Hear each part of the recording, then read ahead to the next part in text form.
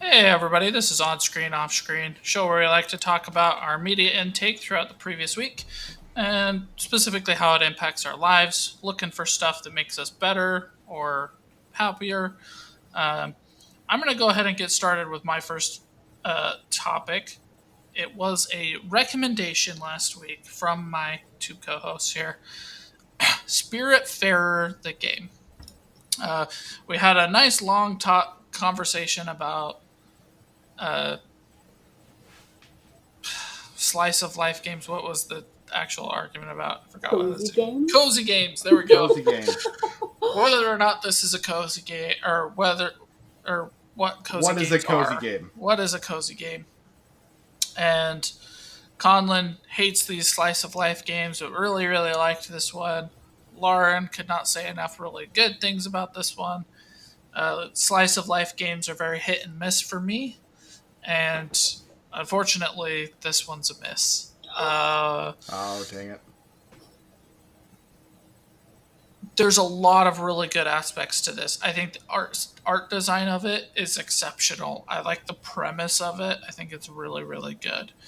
Um, I got really bogged down by a lot of the tasks and got very irritated that like I had a garden and a snake that was hanging out in the garden all the time, but would not help with the garden at all and would just play his stupid instrument. And I'm like,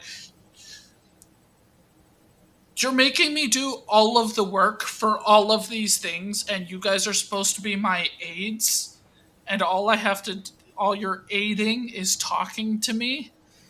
The snake didn't help you with the No, garden? I still had to water and plant and pick and do all of the things. It Oh, just like normally she makes it followed me grow. around all the time. Yeah. Yeah, normally she makes your plants grow, so her music makes it go grow faster. Great.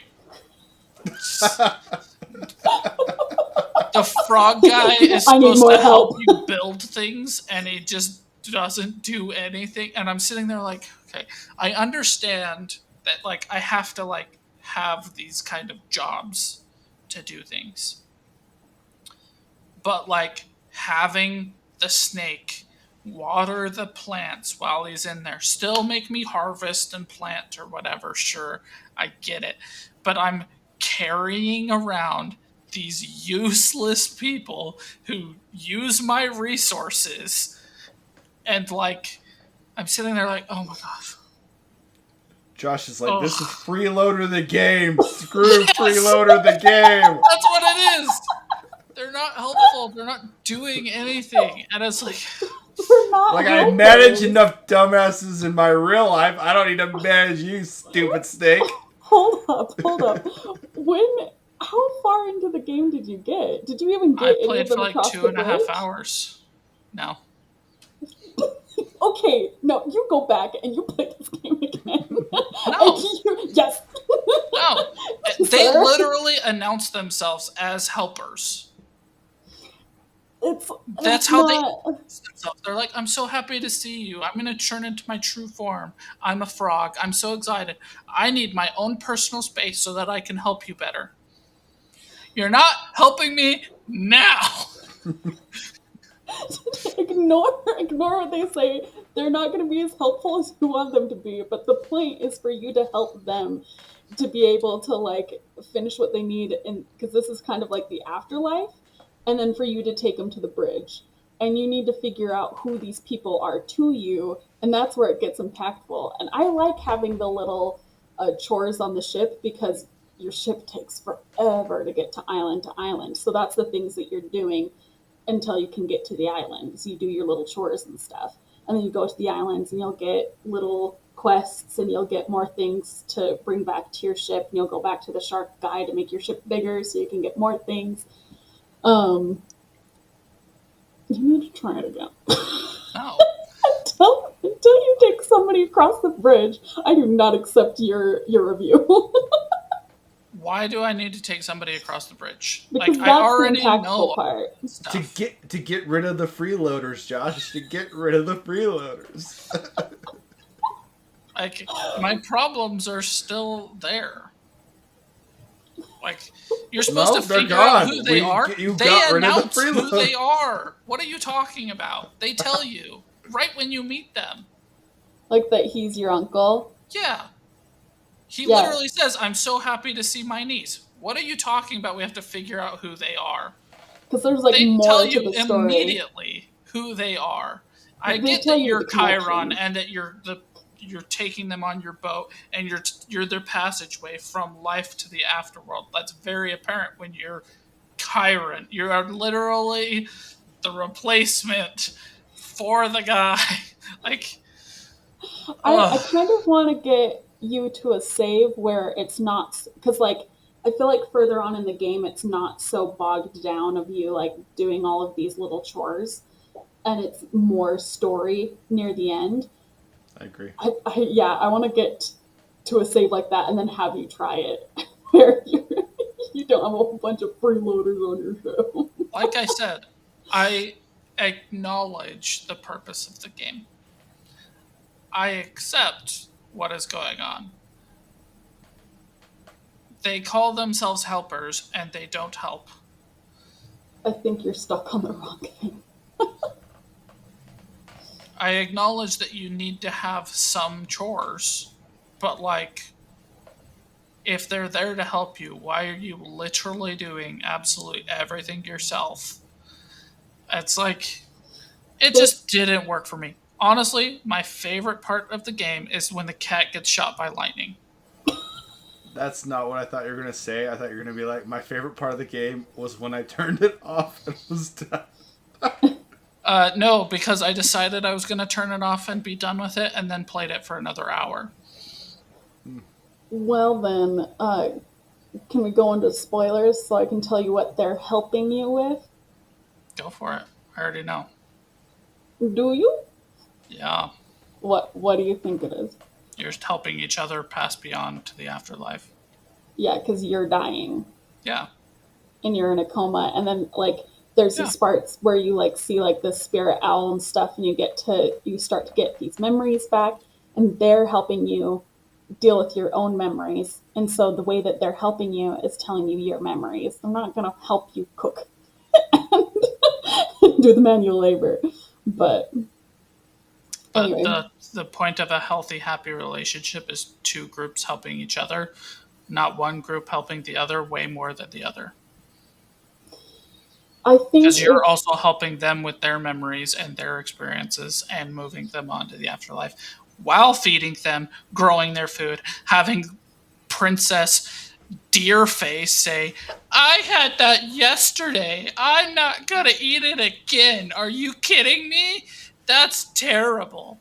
Eat your damn popcorn and be happy, freeloader.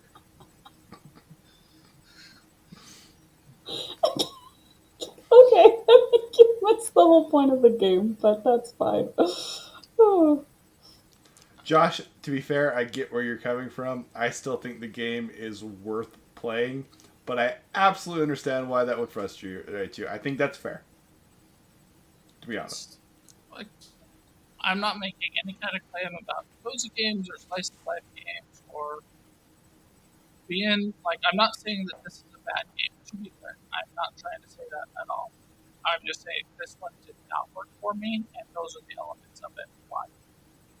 When you get to like Farming Sim or Animal Crossing or Stardew Valley or whatever, I don't feel those things because there's nobody there saying I'm there to help you while they freeload all your resources.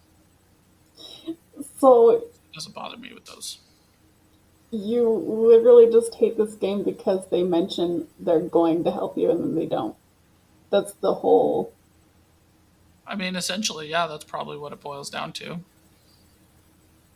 Like, they come on board my ship. They say, "Hey, we have this great connection. You're my uncle. You're my whatever. I'm here to help you and work with you on this ship." And then they don't. And like, I get it. I get what the game is. I get what the morality of it is. I approve of all of those things. I think the idea of that is exceptional. The art style, the music, that like there's a lot of things to look at and say this is really, really good. It just doesn't work for me. That's all I'm saying. I'm not saying it's bad. I would actually recommend it to a lot of people because I can see all of those good elements, and those good elements are not going to be outweighed by some of those negatives like they do for me personally. Josh is just like, who do I know that's a freeloader? I will absolutely recommend this game to him.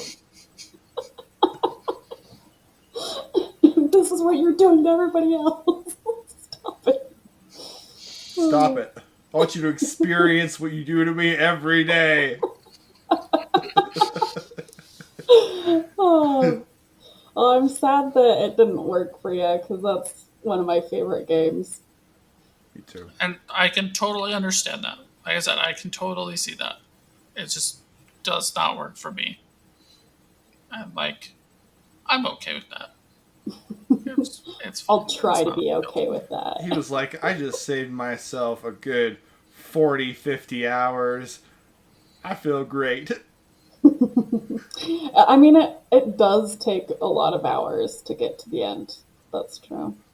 But it's a slice of life cozy game. Like I Yeah, was not it is. expecting things to be fast paced and for me to be doing a lot of things. I was totally expecting to have a lot of chores to do. Um, But then when just those freaking frogs and freaking snakes just freeloaded on him, he's like, no! Rage! I really was not that angry about it. It's just like I was a little bit bothered by those things and not invested enough to keep on playing. But like I said, I decided I was like, okay, I'm kind of done with this at like an hour and 15 minutes in. Josh is And secretly then I was making like, programs just so he can continued murder playing all of it for them. an hour. It's like, I hate these freaking freeloaders. I'm making a mod just so I can destroy them. Play God. You're not gonna help me? I'll use your bones to water my plants. Yeah, I think this was, other than Baldur's Gate, this is the only other game that I tried to get 100% on. Oh, cool. So, That's cool. Baldur's All Gate right. is pretty amazing. With that, let's stay in video game land. Conlon, what's your topic for us? So, speaking of cozy games that I don't think are cozy games, I love these card roguelikes. Like, I really enjoy them. And Slay the Spire, I've played some of the mods, but I haven't played them in a long time. And I found out that they basically made a whole DLC mod for this game, and it is awesome, and I'm obsessed. So, in the have you guys, either of you played the original game? Mm-hmm. Okay. The original game, you play as heroes, and you're trying to go and defeat the monsters, and you're trying to get to the final monster and defeat the monster. And each hero has different cards that you can play, and they all play wildly different, and it's a lot of fun.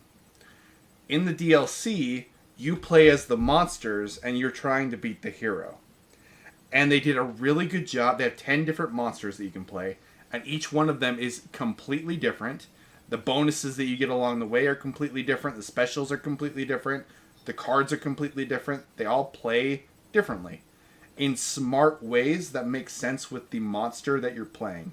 Like there's a gremlins, and you can switch between 5 gremlins, and each gremlin has their own unique ability. It's really cool. They have another one where you're encoding parts of cards, so you can create your own card that you can play that has its own special ability, and you can be creative with what you are encoding to create something really unique. I loved that one. There's a slime where you slime your opponents, and it's absolutely awesome. There's a guy that has like drones almost, and the drones will do special attacks, and you can set up the drones to attack in certain patterns. It's really cool. And each one of these gets more unique when you get to the question marks that are along your pathway. And the question marks will have a unique scenario. Like you walk in front of a merchant, and the merchant will offer you a special card, but it costs you a curse. And they tailor that curse and that card to each individual monster that you are playing as. They also have a secret ending to the DLC where you have to do a certain randomized events in a certain order to be able to unlock the secret ending. that I was able to unlock and I was able to beat, and it's very difficult. They did a good job with the difficulty rating. I love this. I love it. As far as DLCs go, it's still not as good as Witcher, and it's not as good as Lies of P, but it's an up there DLC, and it was made by modders. Like, bravo modders, way to go. If you guys like Slay the Spire at all, you should download this. If you play it on your Steam Deck, download this in the mods. You can do it. It's pretty easy. Freaking fantastic. Way to go. Good job, modders. I'm super impressed. Super impressed. So if it was the modders who made it, did they like sell it to the makers of Spire, or They just offer it for free. It's just a free Oh. DLC. So And it's nice? twice the size of the original game. And it is so good. Like, I think I can argue that it's better than the original game. Like, that's that good. So are you gonna just switch to playing the DLC all the time now? Because we know, like, how many hours do you have on the original? 600 and something. Gonna try to beat that with this new one? I probably won't play it that much, but I've had a really good time. I played through all 10 of the different classes, and I'll go through and probably unlock all the cards that are available for the 10 classes. Like, it will be my cozy game for the next while, because it's just fun, and they did such a good job with it. So, and like with the original, you're saying like you'd pop it out all the time. So it kind of seems like it's a little bit mindless for you. But with the DLC, do you have to kind of like pay more attention because there are so many different aspects to it? It seems, or There have been so many times playing this DLC where I've been like, that is such a cool idea and cool way of doing it. I love the creativity. So, like, you have the one monster who you create cards and you encode certain abilities. And so you have so many different options for coding. And I was like, that would be such a cool ability tier. So you can have, like, so it starts at the beginning of each round and it heals you and then it summons an ally. And you can set up multiple of those, and then you have thousands of little minions to destroy your enemy. And there's so many different creative aspects that you can do inside of this game. And I love that. I love it. that's cool. So it takes a little bit more brain power to play, or Yeah. It requires focus, but it's not like Lies of P that's just hard. stress focus. It's I guess it could be cozy, I guess, but it requires dedication to get through. Otherwise, you still will die. Like, it's hard enough that you still will die, if that makes sense. Yeah, you have to definitely pay attention and be focused, but it's not like a stress focus. Yeah, and I can stop and, like, focus on Spaceballs for a second if I need to focus on Spaceballs or whatever. Yeah. It's crazy fun. And Josh, I don't think is into this nearly as much as I am, but I would recommend the DLC because it is a lot of fun. Have you played any card roguelikes at all, Lauren? No. You should absolutely just try one. They're fun. And I would recommend Balatro is the easiest one to get into. That's what I would recommend first. I probably won't, but if I do. You should do it. Josh, you don't think she should play Balatro? No, Why not? because it's not her kind of game. But I don't see Lauren getting cozy. into any one of these. It's not that it's cozy. It's that you sit there and you go, ooh, I can get +5 attack on this card, or I could do +2.5%. If 2.5%, what is that? That's like 5.5, but that will scale. Do that. You get into that. I totally do that. I get into that so hard. I nerd out on these. I on these don't games. see Lauren doing that, so having her play these games doesn't make sense. I think story games like Last of Us, Lauren should play. Absolutely. Card roguelikes, no. If I were to introduce Lauren to the roguelike genre in general, I would say let's play tap to tap because it's cooperative. and she gets all the roguelike stuff. She gets to make all those decisions, but it's not solely dependent on her sitting there being invested all of the time. Yeah, like to put it in the way of like D&D, you have the people who are super into like the battle portions and like making their character maximized or Min-max. min max. And I will create a crappy character for the sake of story. And so like Okay. my stats are like all over the place just for the sake of story, versus like min maxing. Do you think she would have fun with something like Inscription that has that mystery story behind it? Still no? Okay. No, because the core element is still deck building and Min doing maxing that and and. min maxing. So like, Fair enough. Lauren, do you like Dominion? I don't know what that is. Okay, it's a card deck building game. That would be the one way to relate this to you, because like they're very hit and miss for me. So like I hate Dominion. I think it's terribly boring. I love Belatro. Thunderstone. Oh. I really got into into Belatro. I was very bored in Slay the Spire. I was very invested in Inscription to a point. Then I put it down, and I have had like no desire to go back and finish it. So like, if it's hit and miss for me, It's gonna be. I think it's going to Lauren. be 99% misses for Lauren. Maybe there's one out there that she'll hit, that she'll connect with. It's just like, oh, this is awesome. If that's the case, I imagine it's going to be Belatro. But at the They're same pretty time, it's not cards. like I would put that on a recommendation list for her. Okay. Yeah, the Fair only enough. way I would get into cards is if they're pretty cards and I just collect them. Or if it was part of a larger story type game, kind of. I don't know how you would do that. Anyway, Anyway, what would you rate it, the DLC on a scale of 1 to 10 there, Conlon? it's a 9.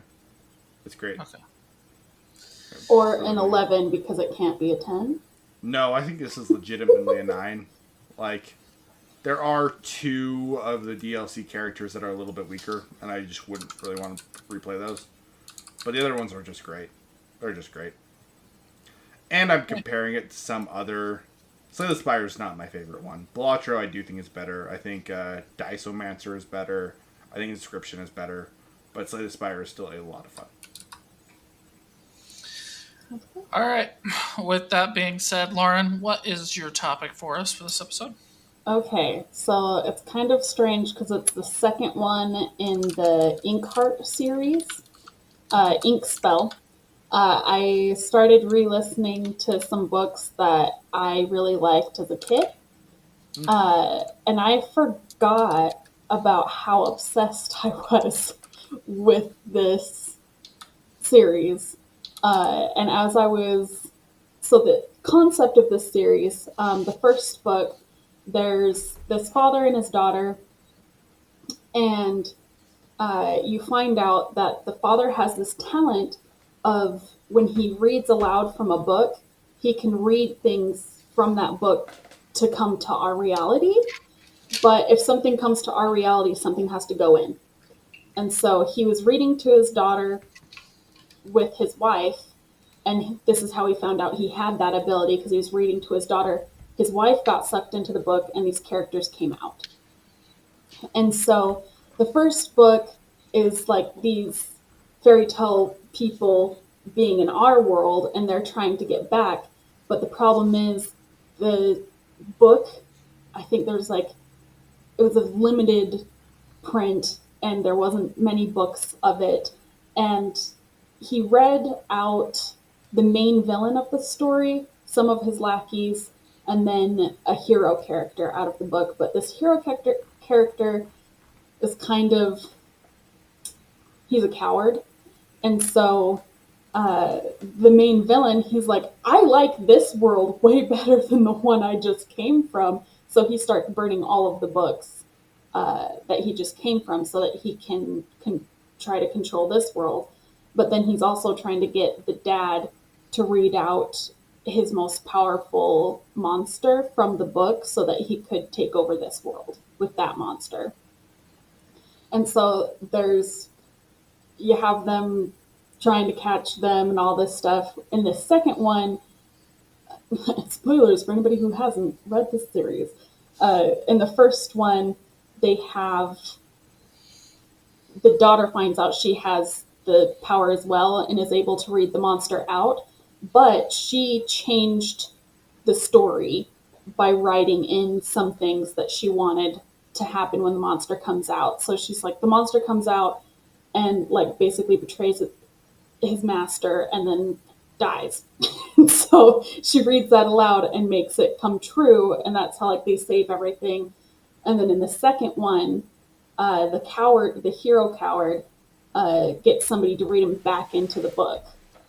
But there's another character that wanted to go with him but wasn't able to go with him, so he goes to the daughter and is like, hey, I need you to read me back into the book. And she's like, you know what, I really want to go into that book as well, and I'll just come right back out. It'll be fine. And so she reads this other character and herself into this book, and she's really excited about living in this fantasy world until she realizes that it's not all fairies and nymphs and magical goodness. It's like the main bad guy, the Adderhead, is going through and like there's war brewing, and a lot of the people, the story has kept going from where the author had ended it.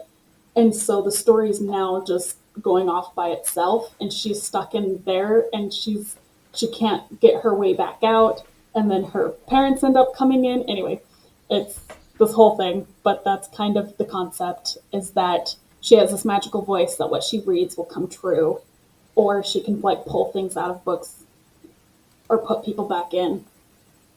And I remember being like so obsessed with like, what if I like had that power? And I really liked the descriptions of this world because they had these glass men. I don't know why I was obsessed with these like kind of like gnomish creatures that they would just help you write. So like they would get you the ink and the pens and parchments and stuff, and they're basically like just your assistant for if you wanted to write something. And I just thought that they were really cool. I was like, oh my gosh, I think this was kind of my awakening of realizing that you can create whatever you want in your head if there is an awakening of that. And so this is what got me into like D&D, writing, That's awesome. stories, yeah, in general. And then I remember I was like texting Josh and I was like, I also realized kind of how sad of a kid I was because I realized that like looking back, when I was a kid, I didn't realize people had friends outside of school. Because I didn't have friends outside of school. And it amazed me that people were hanging out with each other in summer. And I was like, no, summer's where like you play alone in your sandbox. And then you drink from a hose. Like, that's what summer is. And then I realized that I was like playing a lot of these games. Like, my mind was this world where I was like playing in the sandbox and stuff, and I would like dig up all of these things, and I would have like my Polly Pockets and stuff as like the characters. And yeah, I was really obsessed with this, and I forgot that this was like a huge chunk of my childhood now that I think about it. And so it was interesting re-listening to it because now, and it's funny, Josh mentioned before, like watching Spaceballs, he's like with an adult mindset watching it, it's different. And I'm watching this with an adult mindset, and I'm like, oh, I completely missed this one aspect of this book, which is really important to this book. Because there's a character who's like away from his wife for 10 years, and he like makes a friend who's a girl, and she was away from her husband, and so like they kind of like bonded about being away from their spouses and being enslaved. And then they both get back to their spouses, and the spouses are like You guys are a little chummy with each other. And like the other spouses thought that their others were dead. And one of them had moved on and like had kids with another person. And I think her husband died. And so once again, everybody was all single and able to be together. But like that went way over my head as a kid. And then now I'm like re listening to it. And it's like I get to listen to a new book. And it's interesting because I think they do it well with like this whole weirdness because the one spouse, uh, the one that was buddies and then like went back to her spouse, she like told him everything, whereas the other one did not tell their spouse anything, and that spouse is always like, "What's going on? Like, how do you know her? You guys seem really close. Like, why aren't you talking to me?" And the guy is not like telling her anything. He's like, "Just friends." It's like, and they were just friends, but it's like, come on, guy, give your wife like some peace of mind. Like they'll just be like, just friends. That's it for 10 years. Like, but it's yeah, Sounds like a very guy response. it does. It drives me nuts. But like I said, it's very well written, and I believe like the characters and their motivations, and like everything's very believable, and it's just very interesting concept because you're also she has like the author of the book, which is this book. There's like a little bit of an inception in there with the explaining of writing and this world, but yeah, I think it still holds up, and it's been interesting re-listening to it and then remembering a lot of summers where I had adventures by myself. So, That is interesting. Do you think the second book is as good as the first one? ooh, second one's better. Second one's better. Okay. Second one's better. I am gonna be reading the third one next week, which is called Ink Death, and we'll see if because I that one's a little bit more foggy of what I remember of it, so I'll have to report on that if it's better than the second one because I think the second one's way better. I really like Okay. it. Okay. Uh, what about the movie? Have you seen the movie? What do you think about it? Okay, so very interesting. I think the movie. This is going to be controversial to anybody who likes Inkheart. I love the movie Okay. because they cut it off in a way that makes it so that they could have it just be one, and so that they didn't do all three. So I like that version.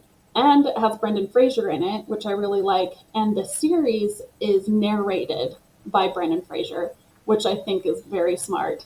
Because it kind of like immerses you in it because he's the silver tongue, the guy who can read people in and out of books, and he's reading the book to you. And I think that's kind of a fun, smart move on their part. I like that a lot. But And yeah, does he do a good job reading the book? he does, actually. I remember listening to the audio before and I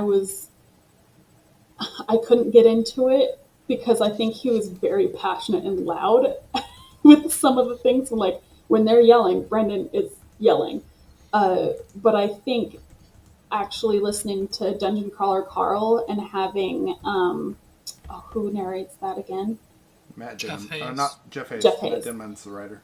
Yeah, like listening to I don't think he's as good as Jeff Hayes, but I think he's like in the realm of Jeff Hayes because he does good distinct voices.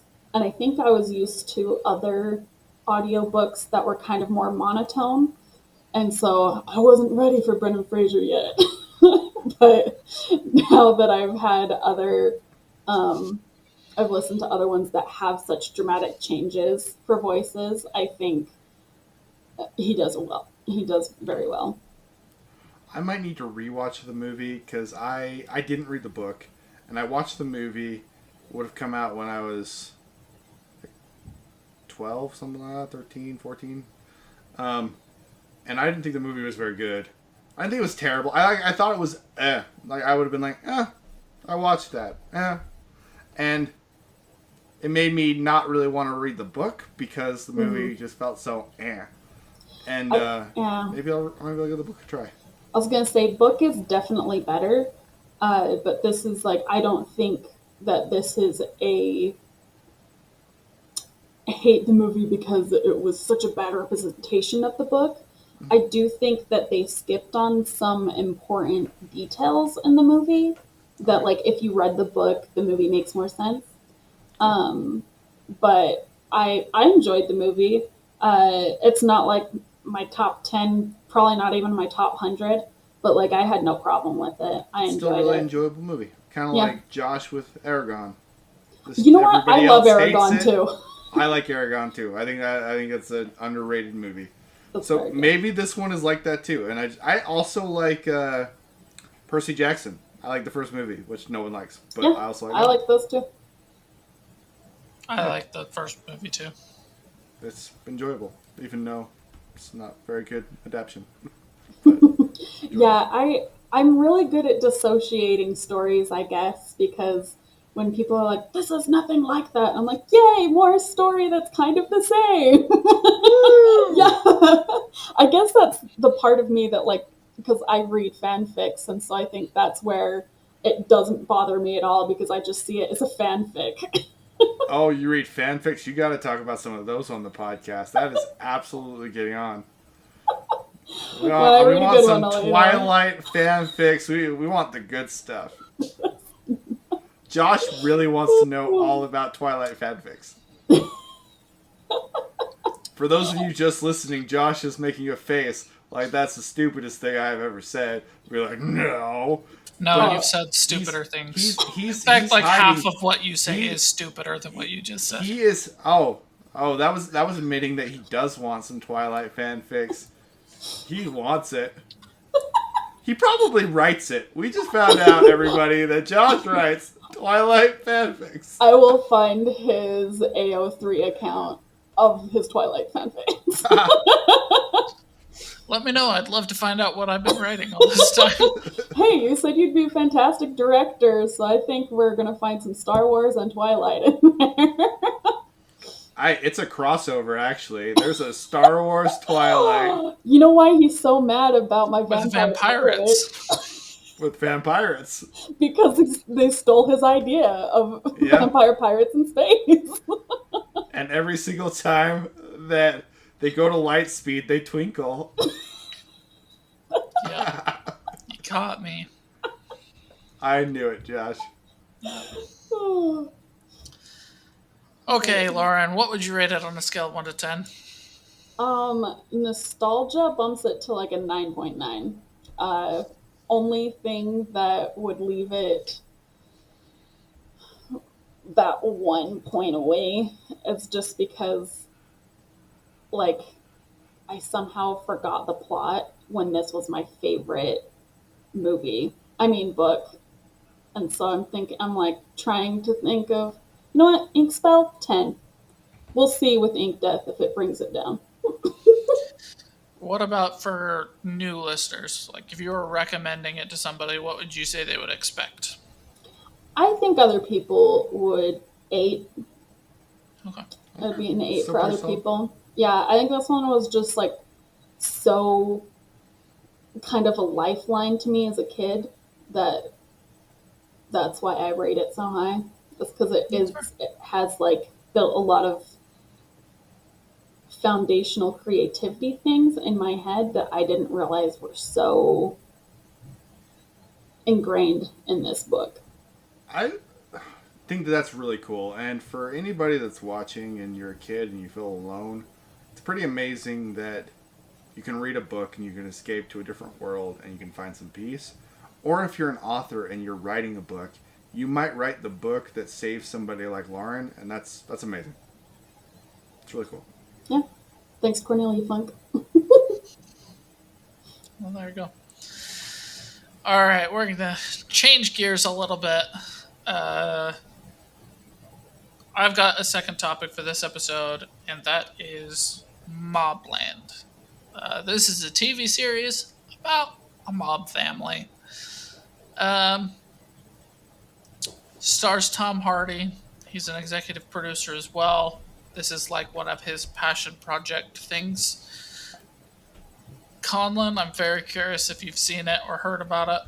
I have heard of it. I haven't watched it. Okay. Lauren, I don't think this is going to be your show, Why not? but it is exceptional. This is an amazing show. I'm very excited that they greenlit this for season 2. We follow Tom Hardy as he's the fixer guy for the family as they go into a mob war with another family. The writing is great. The acting is great. It's gruesome and it's serious and it feels like two mob families playing chess against each other. Both have wins and losses. That's cool. It's not like what I would compare it to is the Penguin show, where it kind of feels like the main character really gets a lot of luck. This one is not that way. Both have strong victories and strong losses, and the inciting incident that triggers the mob war makes complete sense, and the reactions make complete sense, and there's some mystery to it where you're trying to figure out the whodunit of it all at the same time. And Tom Hardy's character balancing his loyalty of his personal family with his wife and daughter versus the family that basically saved him. He is best friends with the mob family's son. They were in juvenile detention together and kind of dealt with this abusive guard. So they went through that together and gave him a chance, and he basically became this master fixer guy. And it makes sense. Like, he has that kind of intelligence without being just like great at everything. It's a great mob show. It's exceptional. I absolutely loved it. I was not expecting to be that into it. I was expecting, at best, this is probably only pretty good. But this is my favorite mob show ever. That's awesome. And it has Pierce Brosnan in it, too? Oh, yeah, he does such a good job. I haven't seen him in anything in forever, and I love Pierce Brosnan. Yeah, this is my favorite Pierce Brosnan thing. Wow. I think I need to watch this. That sounds awesome. Had you ever seen Peaky Blinders? Yes, I have. I have not. Okay, because I was going to ask how it compared to that, because I weirdly got into Peaky Blinders, which is a mob show. You may get into this. I'm going to be watching Peaky Blinders this next week because in watching this show, it's one of those things that completely engrossed me, so I did a lot more deep diving after the show. Like, immediately when it was done, I was like, oh my gosh, what's gonna happen? When's there season 2? How far are we away from this? I don't even know how new of a show this is. Is there a season 2? All that kind of stuff. And listening to reviews and people talk about it, they're like, it's not as good as Peaky Blinders, but it's pretty close. But I cannot imagine getting into like a mob show more than this one, because I was just completely invested in this one. Peaky Blinders is good. It also has the gimmick of the effing Peaky Blinders. Yeah. I feel like a lot of people got weirdly into Peaky Blinders that are usually not into that kind of show at all.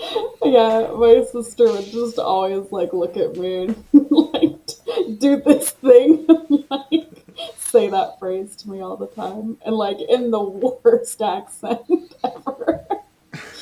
It's so funny. Awesome. But yeah, I might check out that. I know somebody else had told me to watch it just because we were talking about Tom Hardy, and that's a good one. Watch it. So, I'm a big Tom Hardy fan. So There's nothing that he's done that I have not liked.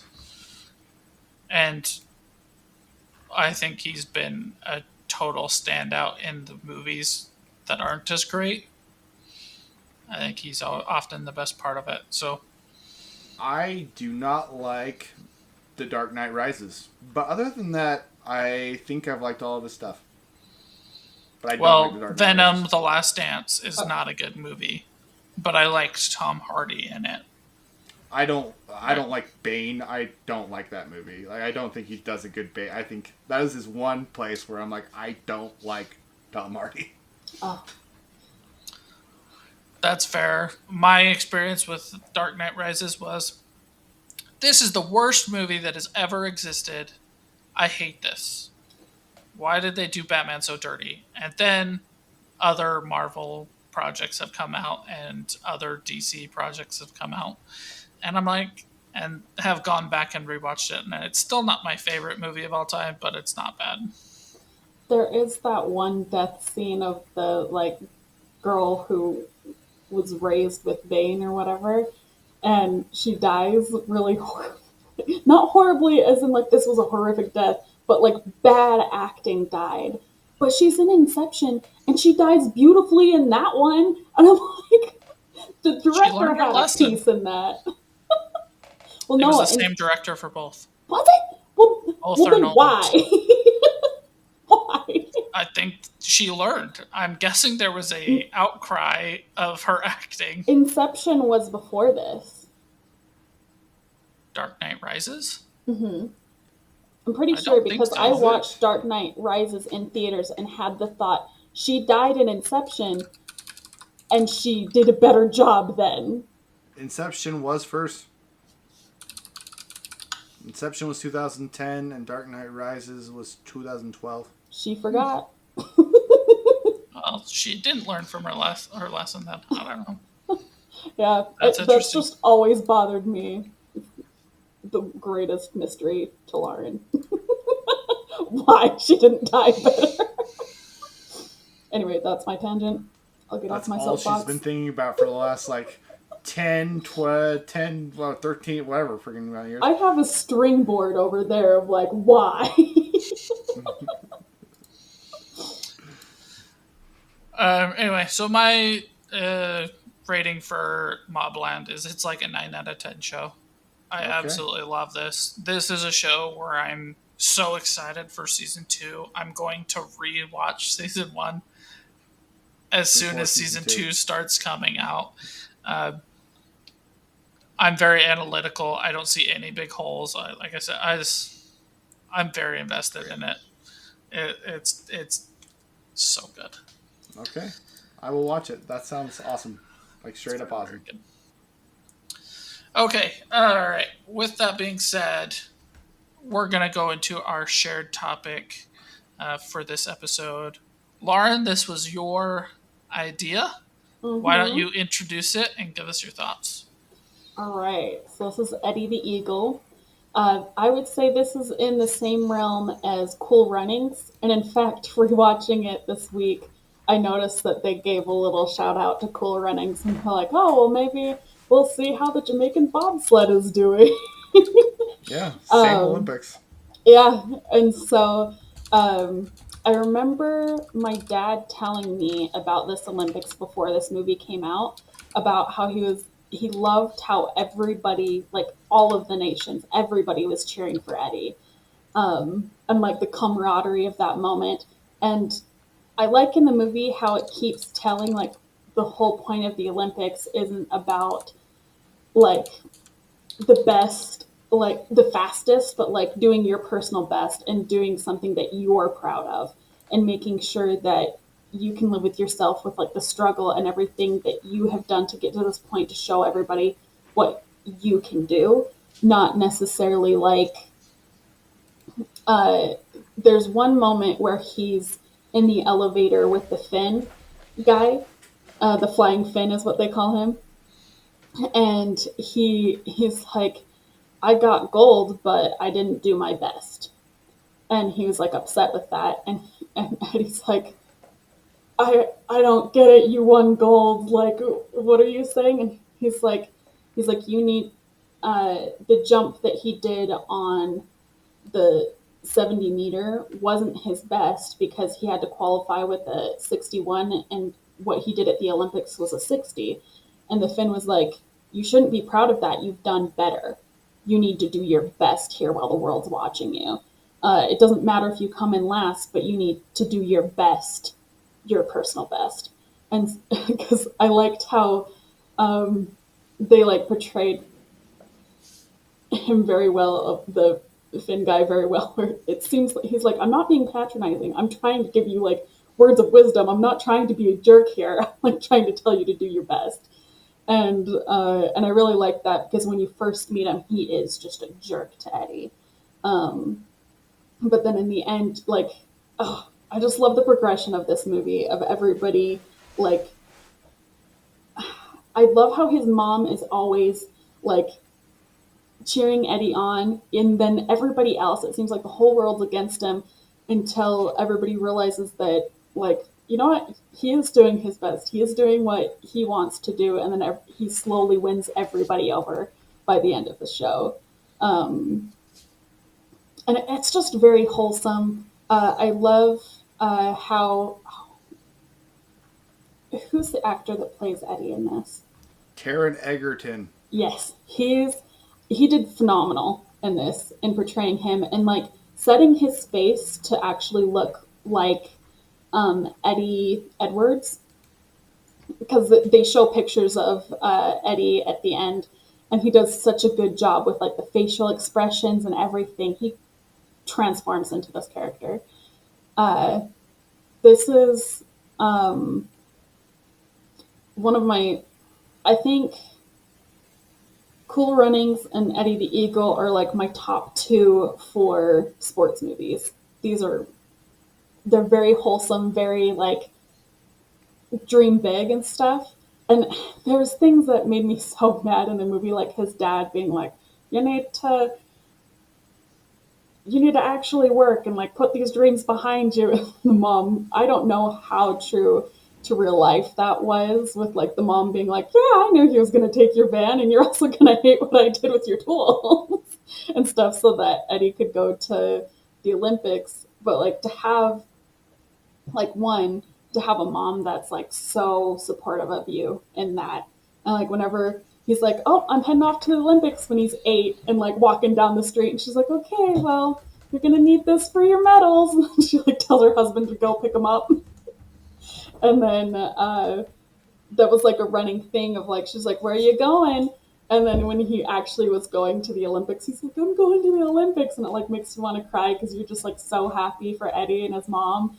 Uh, and like the one part, sorry, my dog's digging on the chair. Is it soft? There you go. Anyway, so he like I didn't like that his dad was kind of like against him on all of it, and like there was like at the very end that he was softening when they were going down the 90-meter, where you see him like leaning over to see how he was going to do on the jump. And then at the end, he's like, "Oh, well, now that you did accomplish something, now I'm going to be proud of you." Whereas the mom was proud of him for trying and for sticking with it throughout the whole thing, is what it felt like to me. And once again, I don't know if that's true in real life, but in the movie, that's how it was portrayed. And I didn't like that he had to accomplish something to get the pride of his dad, when his dad knows like his dad was like the biggest obstacle, I feel like, for him to actually go to the Olympics and stuff. And so just wanted to wring the dad's neck. But I also get where the dad was coming from. But I think the biggest thing for me was that he just wasn't supportive until he came home from the Olympics. But yeah. Good news for you. The movie is only 5% accurate. So, Yay! other than the basic premise, everything is made up. Okay. Cool. Conlon, what about you? What are your thoughts on this?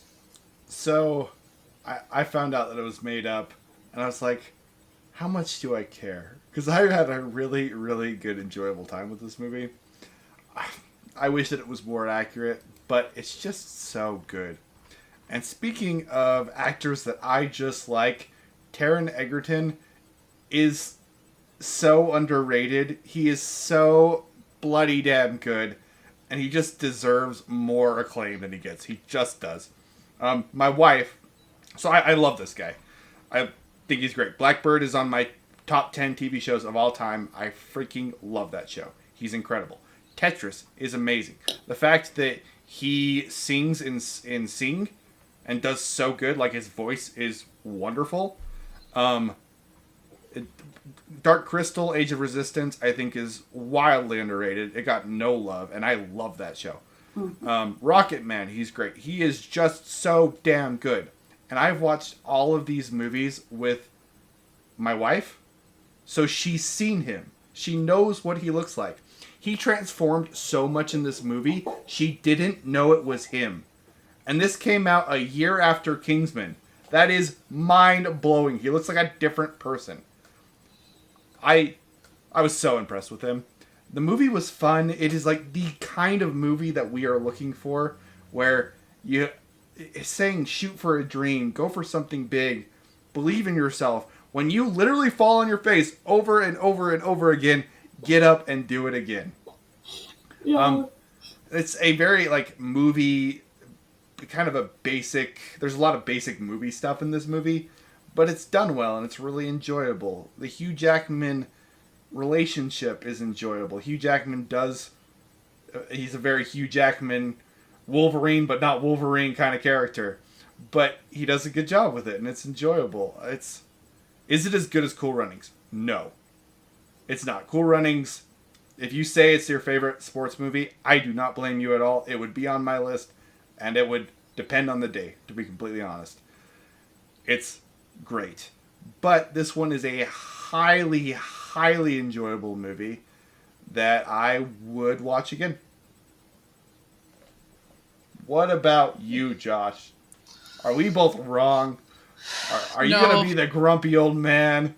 Yes. I agree with everything that you guys have said. Save for... I agree. It's a Cool Runnings type show. Yeah. But Cool Runnings is very, very good. And even it, I think, would float around number 10 if I were to rate top 10 sports movies. Okay. I really, really like it. It's just not over the top for me. And this one's not as good as that one, like you said. It's fairly close. It's very, very good. But it's not quite as good. My only complaint about this show is Hugh Jackman. This is not the best performance that I've seen him do. It's not. And the thing that really bothers me about his character is his complete 180 turn. When he's like, no, I'm not doing it. I hate this. Drinking's great. And then he gets a phone call and is like, well, if you finance it, I'm in. And I'm like, what are you talking about? We literally just had a scene where he was yelling at Taron Egerton, telling him that his dream is pointless and it's dumb for him to do that. And he's not going to do it. And then the next scene is him like, boom. Okay. I'm like, I agree. What the freak? Other than that, I think all the other actors do an extremely good job. Even though none of them are real, at all. They still do a really, really good job.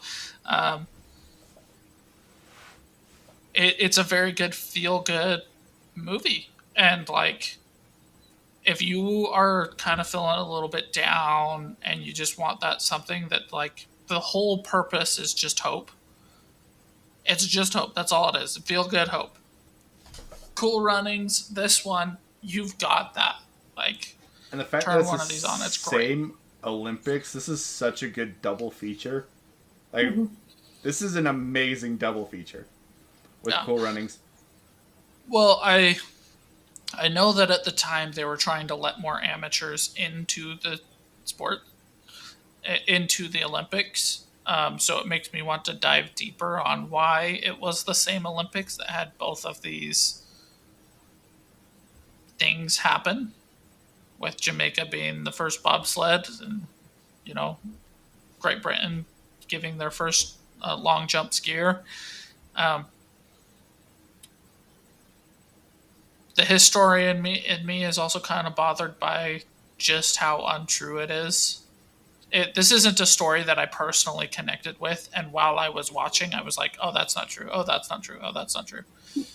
It was one that I researched after, and I was like, "Oh, That's how I was too. it's not true." He had a lot more support than what was led on. He had two coaches, not one. His name was Michael, not Eddie. Um, it was given to him when he did the parade that he supposedly missed in the movie. All of those things where it's like, Like, you even the know, real story is still really good. You didn't the need to real do that. story is so good. You really didn't need to do that. I still want to know more. Like, he's very clearly on the spectrum. I don't know how true his representation was. That, like, how it was, he really that far on it, or not? Because when you look at kid version, he's not very far on it, and then when it shows Taron Egerton's version, he's pretty far on it, and it's like, I don't know. I just watched some interviews with him, and I think Taron Egerton did a very, very good job. Okay. I don't know how much he's on the spectrum either, but as far as portraying him, very good job. Okay. Well, it's just a question. I'm not saying it was wrong or right. It's a I'm interested to know kind of answer. Yeah, fair enough. For me, I would give this like a 7.8 out of 10. Okay. And for everybody's knowledge, I would give Cool Runnings like an 8 out of 10. Like that's how close I would rate these movies. If you like one, you're going to like the other. It's very, very good. Colin, what about you? This one's like also 7.8. I was right around that range, but Cool Runnings to me is like an 8.9. I love that movie. It's really high. Lauren? Yeah, I would say 9 because, like you said earlier, when you were like, if you're feeling down, this is a good pick me up movie, and this is literally the movie I watch to pick me up when I'm down. So, That's really cool. And what would you rate Cool Runnings? Yeah. I like them. It would be 9. I can't tell which one I like more.